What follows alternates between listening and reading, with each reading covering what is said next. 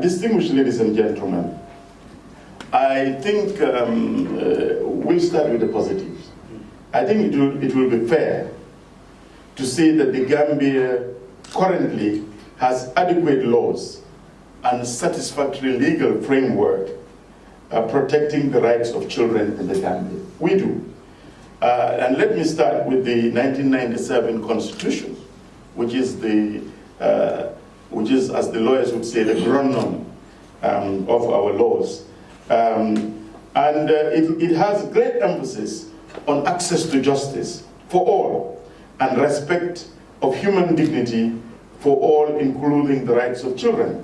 And I'm sure all of you who are here are au fait with Section 29 of the 1997 Constitution. If you look at Section 29, it talks about children shall have the right from birth to a name, the right to acquire nationality. The children under the age of 16 years are entitled to be protected from economic exploitation and shall not be employed in or required to perform work that is likely to be hazardous or to interfere with their education or be harmful to their health, physical, mental, spiritual, moral, and social development. And of course, subsection 3 of Section 29 says that juvenile offenders who are kept in lawful custody shall be kept separate from adult offenders. So these are provisions that the rights of children are recognized in our highest legal framework, that is the Constitution. But of course, I'm sure I'm preaching to the choir here.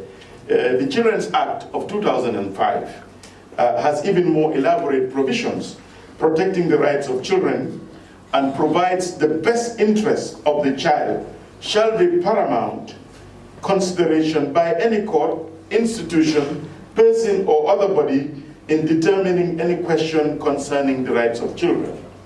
The Children Act, which came into force on the 2nd of August 2005, consolidates all the laws relating to children, and it has become the primary law and supersedes all other legal provisions relating to children's rights, of course, except the 1997 Constitution. And the Children's Act, as you know, sets out the rights and responsibilities of children, and it provides for their care, their protection, and maintenance and also creates a children's court. But quickly, just a quick run-through of other relevant provisions in our laws protecting children in the Gambia includes the Tourism Offences Act, 2003.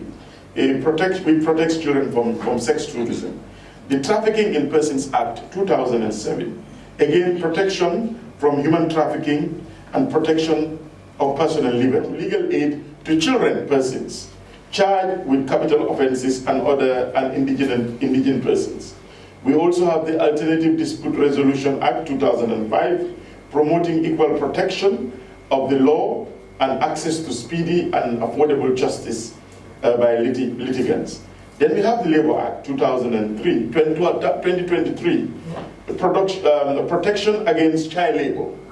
We have the Women's Act 2010, again, protection of girls against all forms of gender-based violence and exploitation. And of course, we know about the Amendment Act, the Women's Amendment Act, which has been on the limelight very recently. And I'll make a passing comment on that. Then we have also the Sexual Offences Act 2013, prohibition of sexual abuse, including rape. We have the Domestic Violence Act 2013, that is protection against domestic violence, including sexual harassment. Again, our recent law relating to Persons with Disabilities Act, again, there is a section on protection of children. Our own National Human Rights Commission Act 2017, again, protecting all rights of children.